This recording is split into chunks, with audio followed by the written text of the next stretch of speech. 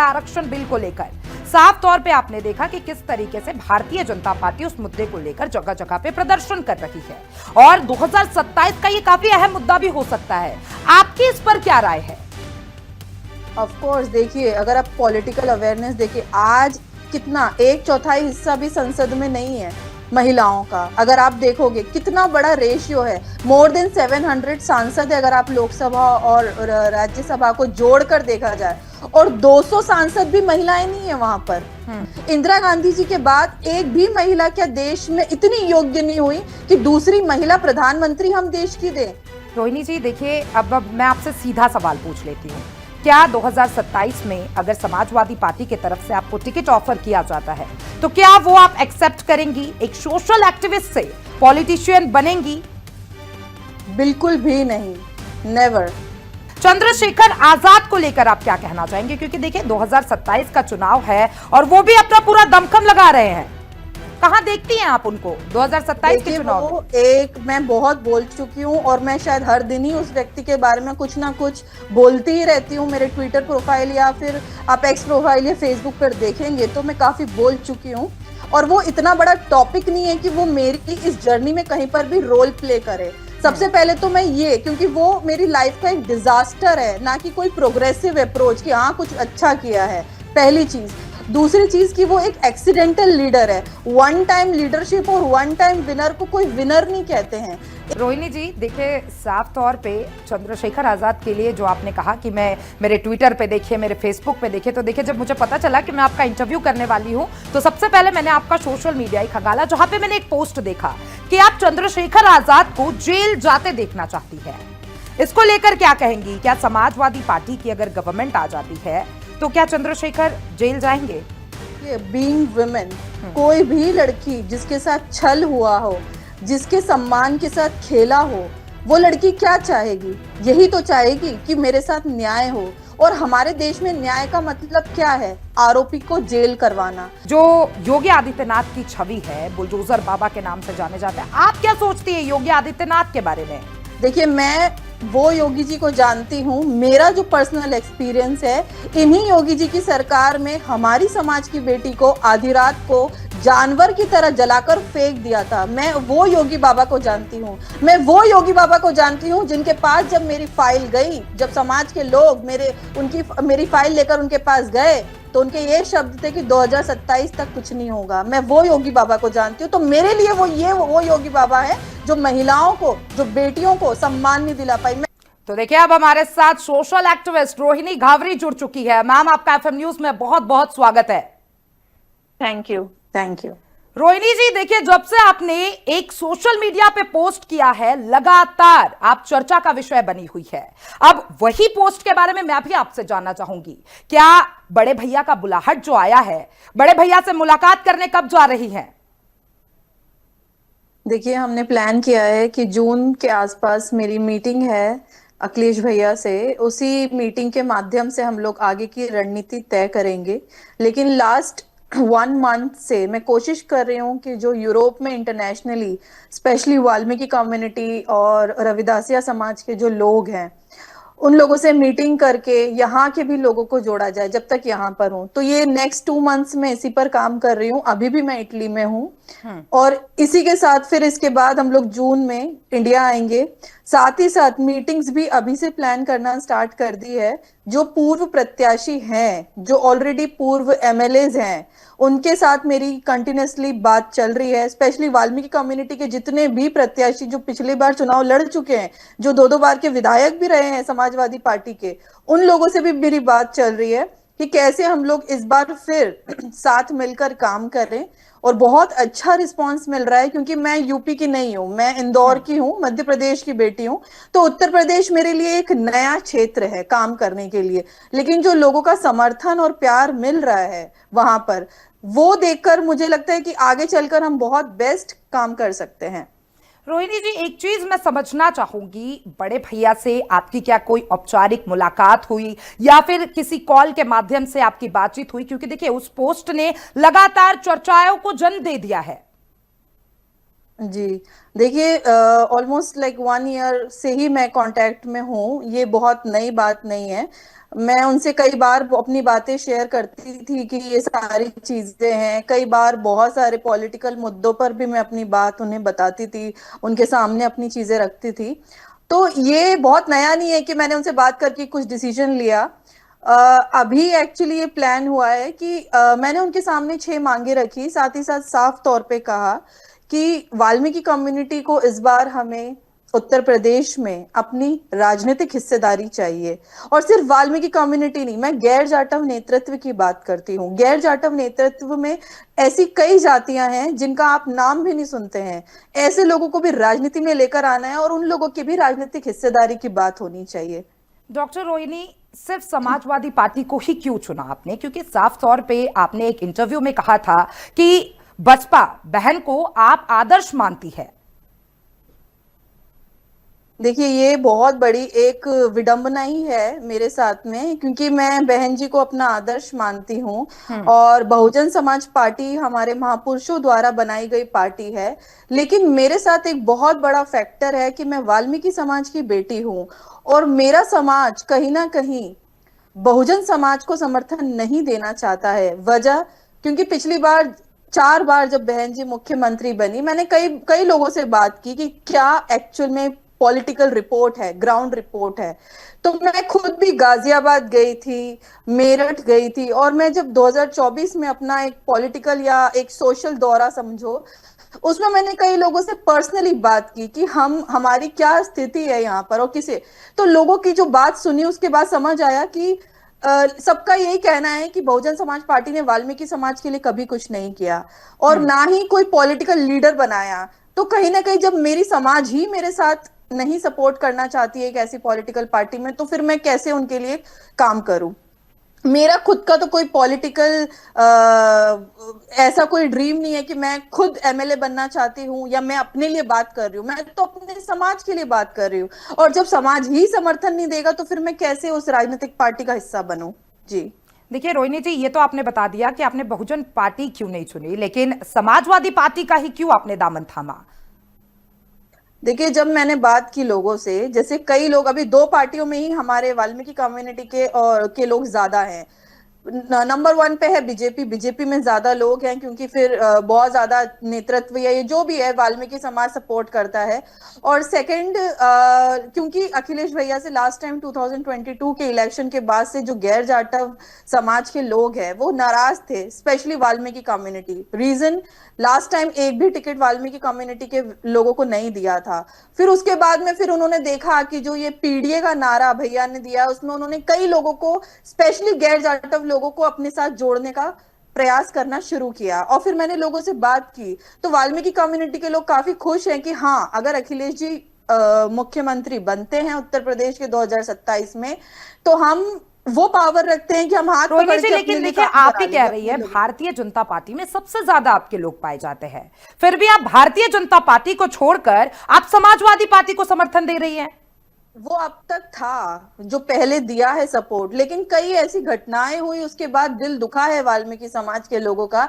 जैसे मनीषा वाल्मीकि हत्याकांड, उसके बाद से कई लोग फिर पीछे आने लगे। तो अब हमारे पास एक ऑप्शन के रूप में अब सिर्फ और सिर्फ अखिलेश जी ही बचे हैं और समाजवादी पार्टी ही बची है जो कहीं ना कहीं बीजेपी को टक्कर भी दे सकती है, मुख्यमंत्री भी बनाया जा सकता है और पीडीए के नारे के साथ हम लोग गैर जाटव नेतृत्व की बात भी कर सकते हैं। और फिर रही बात फिर एक मनीषा वाल्मीकि, दूसरा अगर मैं अपनी पर्सनली बात करूं तो मेरे खुद के भी इस न्याय की लड़ाई में अगर सबसे बड़ी बाधा अगर कोई पार्टी बनी है तो वो भारतीय जनता पार्टी बनी है। तो एक ऐसी पार्टी का समर्थन मैं कैसे करूं जिस पार्टी ने मुझे ही न्याय दिलाने में मदद नहीं करी और उल्टा मेरी इस न्याय की लड़ाई में एक बहुत बड़ी वॉल बन के खड़ी हो गई कि देखते कैसे लड़ ले ये लड़की। एक एफआईआर रजिस्टर नहीं करा पाई मैं इस बीजेपी की सरकार में, तो फिर मैं कैसे अपनी समाज को, अपने लोगों को बीजेपी की तरफ बात करूं या ये कहूं कि बीजेपी हमारे लिए कोई काम करेगी। अच्छा, तो क्या हम मान ले रोहिणी जी कि आप 2027 में जिस तरीके से आपने चंद्रशेखर आजाद को सपोर्ट किया था उसी तरीके से आप समाजवादी पार्टी को भी समर्थन कर रही है या औपचारिक रूप में बिल्कुल, समाजवादी पार्टी ज्वाइन करने वाली है? नहीं नहीं, मैं पॉलिटिकल पार्टी तो अभी कोई भी ज्वाइन नहीं करूंगी। मेरा खुद का एनजीओ है। मैं अपने एनजीओ के माध्यम से समाज को जागरूक और पॉलिटिकल अवेयर करने के लिए पॉलिटिकल सोशल रैलियां करूंगी, बैठकें करूंगी, समाज को जागरूक करूंगी। और साथ ही साथ अगर जब वोट देने की बारी आएगी तो हम कोशिश करेंगे कि समाजवादी को इस बार सपोर्ट इसलिए किया जाए क्योंकि वो हमारी मांगों को पूरा करने की एक सहमति अखिलेश भैया ने दी है कि हाँ, अगर सरकार बनती है तो मैं सफाई कर्मियों की समस्याओं के ऊपर, ठेकेदारी प्रथा हटाने के ऊपर, या 5 से 8 वाल्मीकि समाज के लोगों को टिकट देने के ऊपर में काम करूंगा। देखिए रोहिणी जी, आप महिलाओं की आवाज भी बताती है, खुद को स्वतंत्र आवाज बताती है। और अभी भारत में काफी चर्चा का विषय रहा है महिला आरक्षण बिल को लेकर। साफ तौर पे आपने देखा कि किस तरीके से भारतीय जनता पार्टी उस मुद्दे को लेकर जगह जगह पे प्रदर्शन कर रही है, और 2027 का ये काफी अहम मुद्दा भी हो सकता है। आपकी इस पर क्या राय है? ऑफ कोर्स, देखिए अगर आप पॉलिटिकल अवेयरनेस देखिए, आज कितना 1/4 हिस्सा भी संसद में नहीं है महिलाओं का। अगर आप देखोगे कितना बड़ा रेशियो है, मोर देन 700 सांसद है अगर आप लोकसभा और राज्यसभा को जोड़कर देखा जाए, और 200 सांसद भी महिलाएं नहीं है वहां पर। 200 की लिमिट में भी महिलाएं सांसद नहीं है। तो ये इतना बड़ा डिफरेंस क्यों है? जब हम लोग वोटर्स के रूप में 50% हमारा रोल प्ले हम कर रहे हैं, जब 50% पॉपुलेशन विमेन है इंडिया में, और ये कितना बड़ा दुर्भाग्य है, सिर्फ सांसद बनने के ऊपर ये लड़ाई नहीं है। इंदिरा गांधी जी के बाद एक भी महिला क्या देश में इतनी योग्य नहीं हुई कि दूसरी महिला प्रधानमंत्री हम देश की दें। फिर भी एक ऐसा देश जिसमें रोहिणी जी सबसे देखिए, ज्यादा सबसे महिलाएं हैं। इंपॉर्टेंट चीज तो यही अटक रही है ना, क्योंकि देखिए आप कह रही है, बीजेपी भी कह रही है कि महिलाओं को आरक्षण मिलना चाहिए, लेकिन इसका विरोध तो साफ तौर पे अखिलेश यादव ने किया है, और तमाम जितने भी विपक्षी दल है सबने विरोध किया इसका, क्योंकि 1/3 बहुमत नहीं मिल पाया, जिसके वजह से महिला आरक्षण बिल सदन में पास नहीं हो पाया। देखिए इन लोगों की लड़ाई इस चीज की है कि जो सीट्स ऑलरेडी है, सबसे पहले आप उसमें तो रिजर्वेशन दो, उसमें तो आप रिजर्वेशन दो, उसके बाद आप बात करना। तो ये एक प्रॉपर तरीके से इसको, सबसे पहले तो ऐसा नहीं है कि विपक्ष कहीं भी विमेन रिजर्वेशन बिल के खिलाफ है, वो भी समर्थन कर रहे हैं। आज ही आप देखो उत्तर प्रदेश के लखनऊ में सबसे बड़ा प्रदर्शन किसने किया? समाजवादी पार्टी ने किया। मैं कोई किसी पॉलिटिकल पार्टी की प्रवक्ता नहीं हूं, लेकिन मैं जो देख रही हूं, जो सोशल मीडिया के माध्यम से, सिर्फ उसी की बात कर रही हूं। और विमेन रिजर्वेशन बिल होना चाहिए, विमेन एम्पावरमेंट इंडिया में क्रिएट करना चाहिए, स्पेशली पॉलिटिकली। तो लेकिन कहीं ना कहीं रोहिणी जी, आप भी मानती हैं कि जो ये बिल आया था सदन में, इसको पटल पे पास होना ही चाहिए था? जी तो कहीं जी, ना कहीं बिल्कुल देखिए। होना चाहिए था। हाँ। मैं विमेन रिजर्वेशन बिल के सपोर्ट में हूँ, ऑफ कोर्स होना चाहिए था। और उसमें भी कहीं ना कहीं एक रिजर्वेशन में भी एक रिजर्वेशन, स्पेशली मैं SC ST OBC महिलाओं को भी के लिए भी मैंने लिखा भी था कि इसमें भी हम लोगों को नेतृत्व, उन सभी महिलाओं को, क्योंकि सब बराबर की हिस्सेदारी सभी को मिलनी चाहिए। रोहिणी जी देखिए, आप खुद को स्वतंत्र आवाज बताती है, लेकिन आपके पोस्ट एक खास विचारधारा की तरफ झुकते हुए क्यों दिखता है? क्योंकि देखिए, जब से मैं आपसे बातचीत भी कर रही हूं, तमाम हम देखते आ रहे हैं कि आप SC ST कैटेगरी को कुछ ज्यादा सपोर्ट करती है, या एक देखिए स्पेसिफिक पहला, विचारधारा को। हर इंसान का एक पहला दायित्व होता है कि वो अपने घर को सुधारे, और जब तक उसका वो घर नहीं सुधारेगा, वो दूसरे पड़ोसी के घर को सुधारने नहीं जाएगा। तो मेरी फर्स्ट रिस्पॉन्सिबिलिटी बनती है कि जिस जाति में मैं पैदा हुई हूँ, जिस समाज में मैं पैदा हुई हूँ, मैं वहां सुधार करूं। मुझसे अपना घर तो सुधर नहीं रहा है, मैं बात करूंगी देश को सुधारने की, तो मैं उस चीज में बिलीव करती हूँ कि जहां काम करने की ज्यादा जरूरत है। और ऐसा नहीं है कि सिर्फ हम ही सिर्फ दलितों की बात कर रहे हैं या सिर्फ दलितों के लिए काम कर रहे हैं। सभी लोग अपने अपने कम्युनिटी को कहीं ना कहीं वो प्रेफरेंस देते हैं। लेकिन जब बात आएगी, जब इस तरह के लेवल की पॉलिटिकली, तो ये एक स्टार्टिंग पॉइंट हो सकता है। लेकिन मैं सिर्फ ये नहीं कहूंगी कि मैं सिर्फ दलितों की बात करूंगी, भविष्य में मैं पूरे देश की ही बात करना चाहती हूँ, और स्पेशली महिलाओं की बात करना तो चाहती क्या हूँ। महिला आरक्षण बिल पे आप बड़े भैया से बातचीत करेंगी? क्योंकि देखिए, वो तो साफ जरूर। तौर पे इसका विरोध कर रहा है, डिंपल यादव ने भी इसका विरोध किया। लेकिन वही अगर अगर अगर यादव फैमिली की ही बात कर ले, तो बड़ी बहू ने तो साफ तौर पे बिल का समर्थन किया। जी तो देखिए रोहिणी जी, चलिए अब आ जाते हैं 27 के चुनाव पे। अखिलेश यादव से आपने बातचीत की थी, किस टॉपिक पे बातचीत हुई, किन किन मुद्दों पे आपने उनसे बातचीत की, कुछ बताना चाहेंगे हमारे साथ? देखिए, ये 6 मांगे मेरी जो लिखी थी वो सिर्फ एक बिगिनिंग के तौर पर, जो अभी तक मेरा पॉलिटिकल नॉलेज है, because I am also quite young, मैंने अपनी अभी स्टडीज फिनिश की है, वो पॉलिटिकल उतना ज्यादा स्ट्रांगली मेरा होल्ड नहीं है, लेकिन मैंने जो बिगिनिंग में कि ऐसा ऐसा होना चाहिए अगर किसी की सरकार बनती है तो ये फिर एक ठेकेदारी प्रथा हटाना, मैनुअल स्कैवेंजर्स के राइट्स के लिए कि हमारे लोग आज भी चैम्बर्स में मर जाते हैं, उनकी कोई गिनती नहीं है, इसको लेकर मैंने इंटरनेशनल लेबर ऑर्गेनाइजेशन में एक रिपोर्ट भी पेश की कि हजारों की संख्या में हमारे लोग मर जाते हैं और सरकार उस डेटा को दबा देती है कि नहीं ऐसा नहीं हो रहा है। तो ऐसे इन लोगों को लेकर काम करना। दूसरा फिर एक पॉलिटिकल अवेयरनेस, पॉलिटिकली सपोर्ट कि हाँ हम लोग की एक भी विधायक अभी तक समाजवादी पार्टी से क्यों नहीं है, तो उसको लेकर कि हाँ हमारे कम से कम ऑलमोस्ट 8 एमएलए सीट्स तो देनी है, उसको लेकर बात किया। उसके साथ साथ फिर ये कि स्कूल कॉलेजेस की वाल्मीकि बस्तियों में एजुकेशन के और लिए वो जो 6 अवेयरनेस। सीटों की बात आप कर रही है वो कौन सी सीटें थी जिसके विषय में आपने बड़े भैया से बातचीत की थी? मैंने उनको लिख के दिए कि जो अभी रिजर्व सीट्स हैं और स्पेशली वहां पर ऑलरेडी वाल्मीकि एमएलए बने भी है, जैसे हस्तिनापुर सीट पे बने हैं, हाथरस सीट पे बने हैं, सहारनपुर की सीटों पे बने हैं, ऐसे कहीं कहीं मेरठ मंडल में मेरठ की सीट पे बने हैं, आगरा की सीट पे बने हैं, यहाँ पे ऑलरेडी पास्ट में एमएलए बने हैं वाल्मीकि कम्युनिटी के। लेकिन क्या होता है, एक बार एमएलए बना देते हैं, फिर उसके बाद दूसरी एससी समाज के व्यक्ति को वहीं से टिकट दे देते हैं कि तो किसी का नेतृत्व बढ़ने नहीं देते हैं, किसी को भी सेकंड टाइम रिपीट होने नहीं देते हैं मुश्किल से। तो फिर ये कहीं ना कहीं फिर वो कम्युनिटी को एक बहुत ही एक पीछे धकेलने की चीज होती है कि हाँ हमारा एक पॉलिटिकल लीडर डेवलप नहीं हो पा रहा है, बन नहीं पा रहा है जो वोकल होकर स्ट्रांगली हमारी आवाज उठाए। रोहिणी जी देखिए, अब मैं आपसे सीधा सवाल पूछ लेती हूं, क्या 2027 में अगर समाजवादी पार्टी की तरफ से आपको टिकट ऑफर किया जाता है तो क्या वो आप एक्सेप्ट करेंगी? एक सोशल एक्टिविस्ट से पॉलिटिशियन बनेंगी? बिल्कुल भी नहीं, नेवर, किसी भी कीमत पे नहीं, क्योंकि मेरा अभी वो पॉलिटिकल पावर वो नहीं है कि मैं इलेक्शन आकर लड़ूं।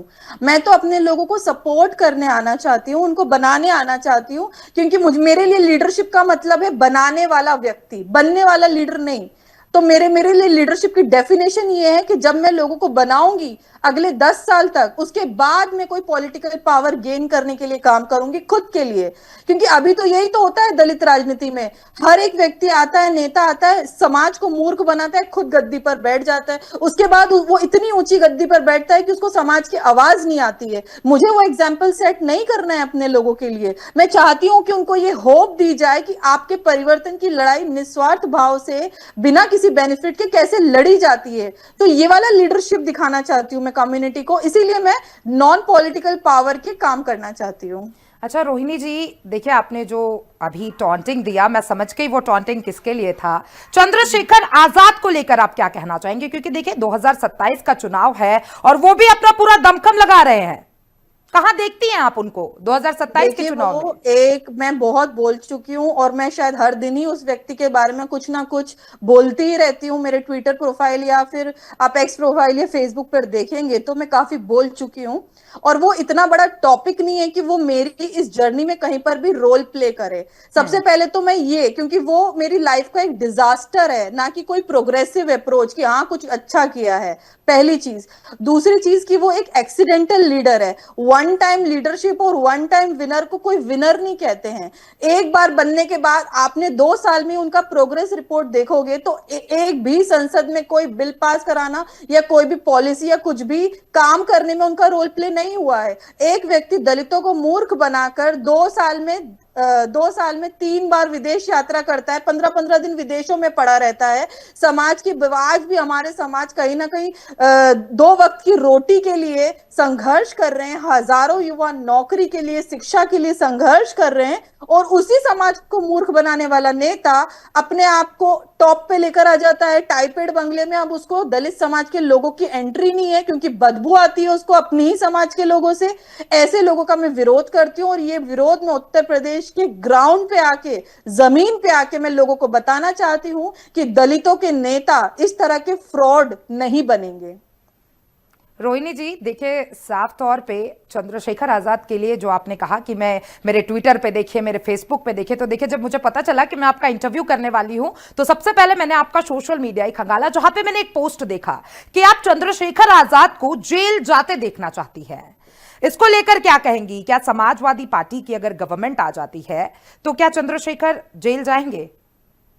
देखिए, बीइंग वुमेन, कोई भी लड़की जिसके साथ छल हुआ हो, जिसके सम्मान के साथ खेला हो, वो लड़की क्या चाहेगी? यही तो चाहेगी कि मेरे साथ न्याय हो। और हमारे देश में न्याय का मतलब क्या है? आरोपी को जेल करवाना।